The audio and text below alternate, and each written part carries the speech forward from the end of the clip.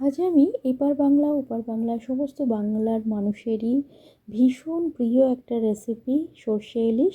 সেই সর্ষে ইলিশের রেসিপি আপনাদের সঙ্গে শেয়ার করব। আমি যে রেশিওতে মশলা তৈরি করি তাতে একটা স্মুথ বাটারি একটা গ্রেভি বা ঝোল হয়, যেটা গরম গরম ভাতের সঙ্গে মেখে খুব সুন্দর লাগে। সেটা আপনাদের সঙ্গে শেয়ার করব। সঙ্গে থাকবে কিছু টিপ আর টিক্স।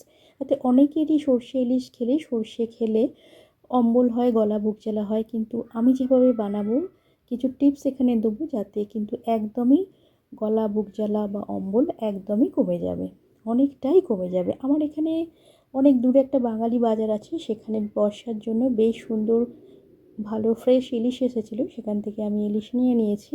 আমি যেহেতু বাংলার বাইরে থাকি তাই জন্য সবসময় এখানে ইলিশ মাছটা পাওয়া যায় না।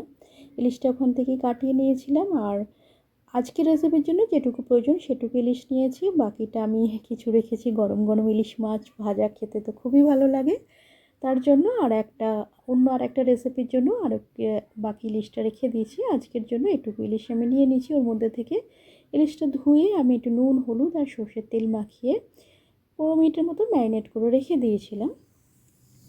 নমস্কার, মুনমুনের ঘরোয়া রান্না থেকে আমি মুনমুন। আমার চ্যানেল ও পেজে আপনাকে জানাই অনেক অনেক স্বাগত। ইউটিউবে সকল বন্ধুদের বলবো ভিডিওটা দেখে হাইপ করে একটু পয়েন্ট দিও প্লিজ। মাছটা আমি ম্যারিনেট করে রেখে দিয়েছি। এখন বর্ষার সময় বাজারে বেশ ভালো দেখলাম ইলিশ এসেছে। অনেক দূরে একটা বাঙালি বাজার আছে, সেখান থেকেই আমি মাছটা এনেছিলাম। এখানে আমি 2 চামচ কালো সর্ষে নিয়েছি, 2 চামচ সাদা সর্ষে আর 1 চামচ পোস্ত নিয়েছি। 2:1 রেশিওতে আমি মশলাটা বানাই, এতে স্বাদ আর গ্রেভি খুব সুন্দর হয়। সর্ষেটা ঝাঁঝ দেবে, কালো সর্ষেটা ঝাঁঝ দেবে, ঝাঁঝের জন্য খুব ভালো লাগে। আর সাদা সর্ষেটা ফ্লেভার দেবে, গ্রেভিটা থিকও করবে, আর পোস্তটাও স্বাদও দেবে আর গ্রেভিটাকে একটু থিকও করবে। এই 3টে কম্বিনেশানে আমি গ্রেভিটা বানিয়ে থাকি, বেশ সুন্দর গ্রেভিটা হয়। আর মশলাটা আমি এই পরিমাণেই নিই, 2 চামচ কালো সর্ষে, 2 চামচ সাদা সর্ষে আর 1 চামচ নিই পোস্ত দিয়ে এটা একটু জলের দিয়ে ধুয়ে একটু ভিজিয়ে রাখবো, তাতে সর্ষের মধ্যে যদি নোংরা থাকে সেটাও নিচে জমে যাবে আর মশলা সর্ষে পোস্তটা একটু নরমও হয়ে যাবে। একটু জল দিয়ে আমি এটা একটু ভিজিয়ে রেখেছিলাম।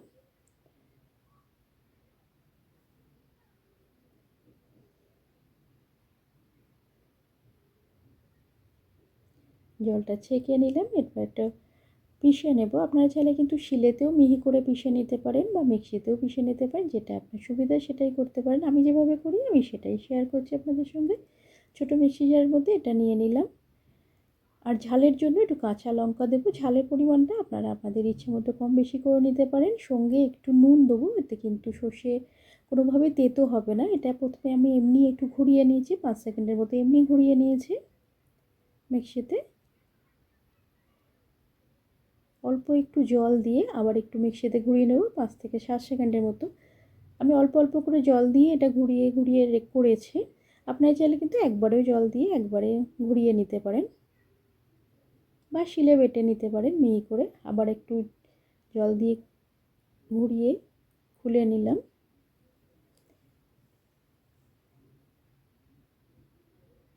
আবার একটু জল দিয়ে দিয়েছি, দিয়ে আর একটু 2-3 বার করে এরকম অল্প অল্প করে জল দিয়ে আমি এটা ঘুরিয়ে নিচ্ছি। এটা একটু সময় লাগে বলতে পারেন, কিন্তু আমার এটা ভালো লাগে, এতে আমি একটা স্মুথ টেক্সচার পাই, এই জন্য আমি করি।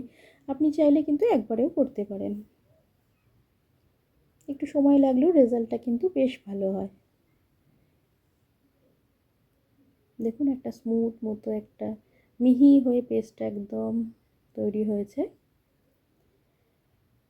এখানে আমি একটা বাটি নিয়েছি আর একটা ছাঁকনি নেব, দিয়ে এটাকে ছেঁকে নেব।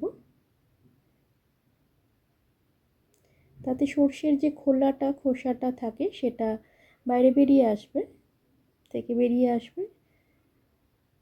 গ্রেভিটা অনেকটা স্মুথ হবে। আর অম্বল গলা বুক জ্বালা অনেকের হয়তো এই খোসাটা যদি বাদ দিয়ে দেওয়া হয় না, তাহলে সেটা কিন্তু অম্বলটা গলা বুক জ্বালা যেটা হয় সেটা কিন্তু অনেকটা কমে যায়। দেখুন এটা পুরোটা আমি এভাবে ছেঁকে ছেঁকে জুসটা নিয়ে নিয়েছি, আর সর্ষের খোসাটা এখান থেকে বাদ দিয়ে দিয়েছি। যাতে হজমেরও সমস্যা হবে না, গলা বুক জ্বালাও কিন্তু অনেকাংশে কমে যাবে।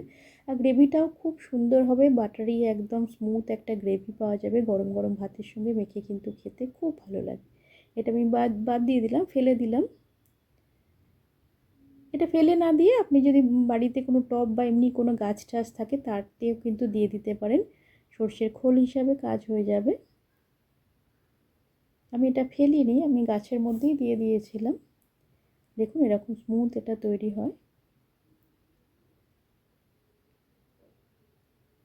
খুব সুন্দর এটা তৈরি হয়েছে। বর্ষার সময় সবারই ইলিশ মাছ খেতে একটু মন হয়।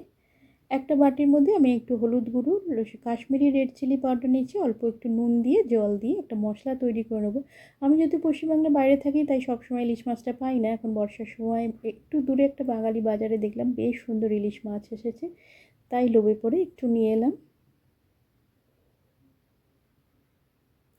গ্যাসের মধ্যে একটা কড়াই বসিয়ে কড়াইটা ভালো করে গরম হলে মধ্যে আমি একটু সর্ষের তেল দিয়েছি, তেলটা ভালো করে গরম হলে একটু কালো জিরে দিয়ে দিলাম। আর যে মশলাটা বানিয়েছি এটার মধ্যে দিয়ে দেব। আর এই বাটির মধ্যেই অল্প একটু জল দিয়ে জলটাও এর মধ্যে দিয়ে দেব।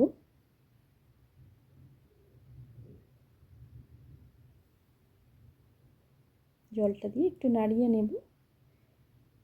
এটা একটু গ্যাসের ফ্লেমটা বাড়িয়ে দিয়েছি। এর মধ্যে ফুটে উঠলে নুন হলুদ আর তেল দিয়ে যে মাছগুলো ম্যারিনেট করে রেখেছিলাম ইলিশ মাছ সেটা দিয়ে দিলাম। আমি এখানে কাঁচা মাছটাই দিয়েছি, আপনারা চাইলে কিন্তু মাছ ভেজেও দিতে পারেন। ইলিশ মাছ খুব নরম মাছ, খুব অল্প সময় তৈরি হয়ে যায়। মাছগুলো দেওয়ার পর ওই বাটিটা ধুয়ে আর একটু জল দিয়েছি, গ্যাসের ফ্লেমটা একটু বাড়িয়ে দিয়েছি। 1.5 মিনিটটা ফোটার পরেই যে সর্ষে পোস্ত, দুরকম সর্ষে আর পোস্ত দিয়ে যে পেস্টটা বানিয়েছিলাম দিয়ে ছেঁকে রেখেছিলাম ওটা এর মধ্যে দিয়ে দেবো। সর্ষে পোস্ত দেওয়ার পর এটা আর বেশি ফোটাবো না, তাহলে সর্ষের যে নিজস্ব ঝাঁঝ বা পোস্তর যে একটা গন্ধ সেটা নষ্ট হয়ে যাবে। সেটা থাকলে তবেই সর্ষে ইলিশটাই, মানে নাম সর্ষে ইলিশ, সেই ঝাঁঝটা থাকলে তবেই এটা খেতে ভালো লাগে। এটা দিয়ে গ্যাসের ফ্লেমটা তো বাড়িয়েই রেখেছি, দিয়ে একটু ভালো করে মিশিয়ে ঢাকা দিয়ে 1 মিনিটের মতো জাস্ট ফোটাবো এটা। আগে 1.5 মিনিট ফুটিয়ে রেখেছিলাম মাছটাকে। ইলিশ মাছ তো খুব নরম মাছ, তাড়াতাড়ি সেদ্ধ হয়ে যায় আর স্টিমেও অনেকটা সেদ্ধ হয়ে যাবে। ঢাকা খুলে নিলাম।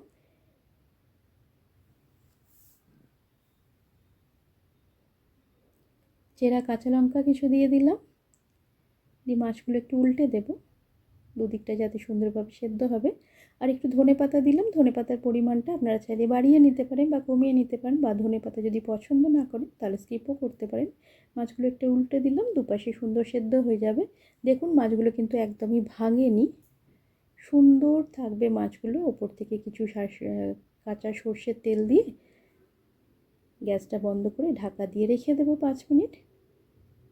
একটু নাড়িয়ে দিলাম, খুব অল্প সময় তৈরি হয়ে যায়। ঢাকা দিয়ে গ্যাসটা বন্ধ করে 5 মিনিট রেখে দেবো, বাকি স্টিমেই এটা সুন্দর সেদ্ধ হয়ে যাবে। তৈরি হয়ে গেছে সুন্দর ঝাঁঝালো বাটারি টেক্সচারের একটা সর্ষে ইলিশের রেসিপি। কমেন্টের মাধ্যমে জানাবেন আমার আজকের এই রেসিপিটা আপনার কেমন লাগলো। যদি ভালো লাগে একটা লাইক আর বন্ধুবান্ধবদের মধ্যে শেয়ার করার অনুরোধ রইল। দেখুন মাছগুলো কিন্তু একদমই ভাঙেনি, আর সুন্দর দেখুন বাটারি স্মুথ একটা ঝোল বা গ্রেভি হয়েছে।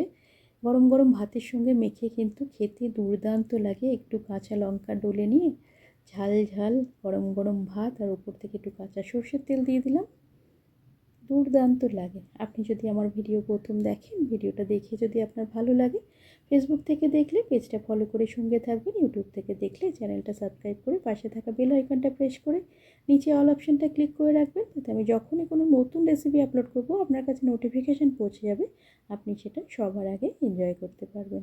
প্লিজ চ্যানেলটা সাবস্ক্রাইব করে পাশে থাকার অনুরোধ রইল। আমি যে রেশিওতে মশলাটা তৈরি করি সেটা আপনাদের সঙ্গে শেয়ার করলাম। 2:1 রেশিওতেই আমি বানাই। 2 চামচ কালো সর্ষে, 2 চামচ সাদা সর্ষে আর 1 চামচ পোস্ত দিয়ে ভালো করে এটা মিক্সিতে পেস্ট করে আর এটা ছেঁকে নিই। ছেঁকে নিলে কিন্তু অনেকের অম্বল গলা বুক জ্বালা হয়, এইভাবে ছেঁকে নিলে সর্ষের খোসাটা যদি বাদ দিয়ে দেওয়া হয় তাহলে কিন্তু এই গলা বুক জ্বালা বা অম্বল থেকে কিন্তু অনেকটাই রেহাই পাওয়া যায়।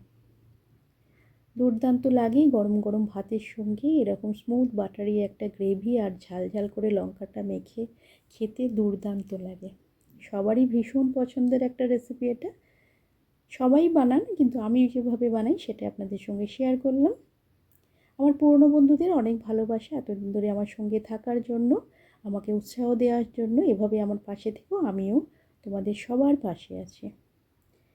গরম গরম ধোঁয়া ওঠা ভাত, তার সঙ্গে ঝাল ঝাল বাটারি স্মুথ গ্রেভির একটা সর্ষে ইলিশ, দুর্দান্ত লাগে। আর কিছুই লাগবে না মনে হয়, এটা দিয়েই গ্রেভিটা মেখেই পুরো ভাতটা খাওয়া হয়ে যাবে।